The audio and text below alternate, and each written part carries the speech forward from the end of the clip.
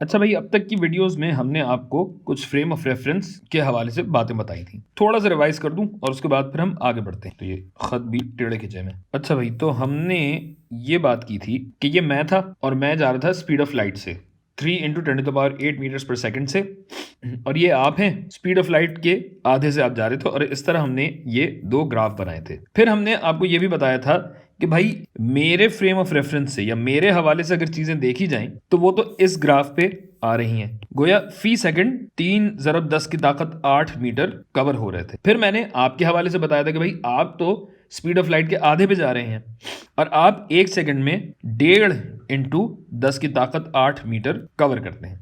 और अगर हम दोनों ही किसी तीसरे आदमी को देखें जो कि थोड़ा आगे से 3 × 10⁸ मीटर के बाद जिसका फासला तय होना शुरू हुआ हो, तो उस शख्स का ग्राफ जो है वो यहां से शुरू हो रहा होगा, जबकि आपका ग्राफ ये रहा और मेरा ग्राफ यहां से जा रहा है। और यहां पे हमने रिलेटिव या निस्बती वेलोसिटी की बात की थी। अगर 1 सेकंड में मैं देखूं तो मैंने तो इतना फासला तय किया, मगर उसी 1 सेकंड में इन साहब ने कितना फासला तय किया था? इन्होंने आप जितना ही फासला तय किया था। लेकिन आपके हिसाब से अगर देखा जाए तो आपको तो ये नजर आ रहा होगा, जबकि असल फासला ये तय हुआ होगा। तो अब इन जरा तीसरे आदमी को जरा साइड पे करते हैं। आप सिर्फ ये सोचिए कि अगर मैं यहां पे मिलूं एक अदद फोटोन से। फोटोन क्या होता है? लाइट का पार्टिकल कह लीजिए, आसान तरीन अल्फाज में। सही बात नहीं है लेकिन आसान तरीन अल्फाज में यही है।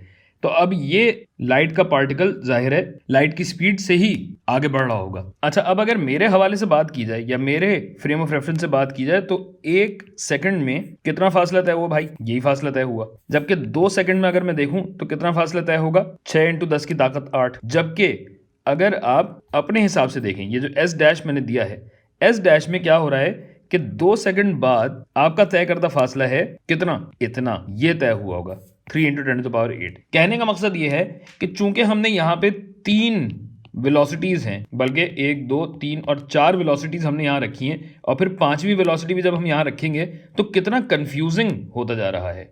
ये इक्वेशन भी जब हमने निकाली थी, ये कहलाती है गैलीलियन ट्रांसफॉर्मेशन, यानी गैलीलियो साहब के नाम पे है।